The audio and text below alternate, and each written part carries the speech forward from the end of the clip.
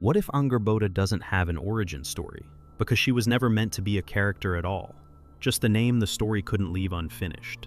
Today we're diving into Angrboda and how a single name, almost empty in the sources, turns into a full character over time. And here's the weird part. In the oldest record, Angrboda is almost nothing, just a line. I'll show you exactly where that line is later. For now, let's start with the story everyone knows. In the version most people carry in their head, Ragnarok doesn't start with a battle. It starts with a meeting in the wrong place. Loki slips out of Asgard and into Jotunheim, where the ground feels older than the gods, and the map turns hostile. Somewhere out there he meets a giantess, Angrboda, and the legend pins a shadowy role on her, the mother behind the threats the gods can't talk their way out of. The strange part is how little the sources actually linger on her. The story remembers her through what follows. Fenrir is the first omen to breathe. He isn't born as a neat villain. The gods take him in, feed him, and keep him close long enough to realize they've made a mistake. Snorri Sturluson, writing in the 13th century in his Prose Edda, says the gods test Fenrir with chains, then bring him a ribbon-thin fetter that looks harmless, almost playful. It's not. It's Gleipnir, and it only works if someone is willing to put a hand in the wolf's mouth as collateral. Tyr does it.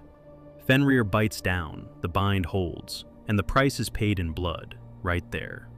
Then the serpent arrives, and the strategy changes. Jormungandr doesn't get negotiated with or tested. He gets thrown. Snorri has Odin hurl him into the sea that circles Midgard, as if distance can substitute for safety. The image sticks because it's a nightmare you can picture. A world with a border, and that border is alive. The serpent grows until he can bite his own tail, and from that point on, every calm ocean is just a lid. Hell is the unsettling pivot. She doesn't rampage. She rules. Snorri places her in Niflheim and gives her a realm with gates and borders, death with paperwork. That detail matters because it turns the apocalypse into something colder than a monster story. Not just bodies falling, but the dead having a place to go and a power waiting there. If you want the complete hell breakdown, I already covered her in a full episode on this channel. So in the popular telling, Angrboda becomes the hinge of the end times. Her children aren't side quests, they're the pressure points where the gods lose control. And her name itself sounds like it's already mourning the outcome, often glossed as something like bringer or herald of sorrow. Even that translation is a hint that we're dealing with fragments, not a full character sheet. If you've heard this story, you probably didn't hear it as Snorri's version. You heard it as the Norse version. That's the strange part. Angrboda becomes famous through her consequences, while her own face stays in shadow. Quick question, where did you first hear or read of her? In a book, in a game, somewhere online? Drop it in the comments. It says a lot about which Angrboda you think you know. Now here's the contradiction hiding in plain sight. Angrboda sits at the center of the biggest end-of-the-world machinery in the north, and yet the record barely gives her a story. There's no clean starting point you can cite, nothing that pins down what she wanted, and no single scene you can hold up as the moment she steps into focus. In the modern imagination, she feels inevitable. On the page, she's almost a ghost. So when people ask, who was Angrboda, really? The honest answer is uncomfortable. We can describe what later sources say happened. We can track what her children do to the gods. But the second we start looking for her first appearance, her first line, the first place her name is actually written down, the legend starts to dissolve into gaps. Because once you go looking for her on the page, the story starts to vanish. So let's rewind. Now strip away the clean version and look at the fragments. Step past Snorri's clean setup and into the older poems, the ones people point to when they want something closer to the source. And this is where Angrboda starts feeling oddly out of focus. Because when you start looking for her in the Poetic Edda, you don't find a proper entrance. There isn't a scene you can replay in your head, or a stretch of dialogue where she tells you who she is. What you get is smaller than you'd expect, almost casual. Her name shows up in a short section often called Voluspa Hinskama, inside a poem named Hyndluljóð. The speaker is running through lineages and strange births, like they're trying to hold a family tree together while the branches keep snapping. Then, right in the middle of it, the text drops the core detail. Loki has a child with Angrboda, and the poem just keeps moving. That's the part that makes you sit up. If Angrboda is tied to the monsters that drive the end of the world, why does the older layer treat her like a passing reference? This is exactly where later retellings start helping. They reach for nearby images from other poems and attach them to her, because the fit feels too perfect to ignore. The most common attachment is ironwood. In Völuspá, there's a grim little scene set in the east. An old woman sits in a forest called Ironwood, raising wolves, described as Fenrir's kin. It's the kind of image that sticks to your ribs. Not a battle, not a prophecy in thunder, just a quiet place where predators are being prepared, one generation at a time. The poem even singles out one wolf as the one that will become the most notorious, the one tied to the coming disaster. You can feel why people connect that to Angrboda. Old woman in Ironwood, wolves linked to Fenrir, Angrboda as Fenrir's mother. The puzzle piece shape is right there. But the poem doesn't actually name her. Völuspá never says, "This is Angrboda." It doesn't bring Loki into the scene. It gives you the image, then it leaves you with it. So the honest way to say it is simple. There's a wolf-breeding figure in Ironwood in the older poetry, and there's a named giantess connected to Loki in another poem. Many people join those dots. The text itself never draws the line for you. And once you see that, you start noticing the bigger pattern. In the older material, Angrboda isn't written like a character with a full set of scenes.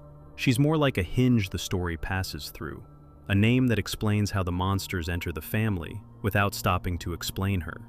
There's another detail nearby, still in that Hindlujod section, that makes the record feel even stranger. The poem includes a shocking image about Loki and a roasted heart, and it hints at strange births in a way that feels like it belongs to a story we don't fully have anymore. Later writers sometimes build big theories on that moment. The problem is, even there, the poem doesn't slow down to clarify what you're supposed to do with it. It doesn't cleanly label who the woman is. It gives you the image, then moves on, like it assumes an audience that already knows the missing context. So when Snorri writes his version centuries later, he's doing something powerful. He takes a thin, scattered record, a named partner here, a wolf image there, a few sharp lines about strange births, and he turns it into a straight narrative you can repeat without tripping. That doesn't automatically make him wrong. It tells you what kind of source he is and what problem he's solving. The poems give you shards. Snorri gives you a storyline. And Angrboda lives in the space between those two. Which brings us back to the question we keep circling. If the oldest layer barely shows her, why does her name feel so solid now? Because when the record is thin, people don't leave it thin for long. And in the next part of the video, we'll watch exactly how that gap gets filled. So what fills that gap? Not a newly discovered stanza. Not a hidden manuscript that suddenly gives Angrboda a backstory. Most of the time, what fills it is us. Or, more accurately, the internet. If you spend 10 minutes in comment threads or forums about Norse myth, you'll see the same argument shape appear again and again. People collapse the whole conversation into two camps. Either the myths are just stories, or they're coded history waiting to be decoded. That framing feels satisfying because it promises a clean answer. It turns uncertainty into a debate you can win. Then comes the upgrade move. Someone brings in archaeology, not with a specific find that connects to Angrboda, but as a general vibe. New discoveries keep confirming old tales. After that, you'll often hear the Troy comparison, the idea that because one legend had a historical layer, any legend might. And once that door is open, a thin record stops feeling thin. It starts feeling like something must be missing on purpose. Name dropping does a lot of work here. You'll see titles like Heimskringla or Landnámabók thrown into the mix as proof of seriousness, even when the argument stays vague. It's not that those texts are worthless. It's that citing a title isn't the same thing as citing a passage. Online, the label becomes the receipt. Angrboda is the perfect target for this kind of myth building because she sits right on a pressure point. The myths give you monsters with massive roles, and then they give you a mother with almost no screen time. That imbalance is like an itch. People want to scratch it. So the gap gets filled with certainty. Suddenly, Angrboda isn't just Loki's partner mentioned once. She becomes a fully formed archetype.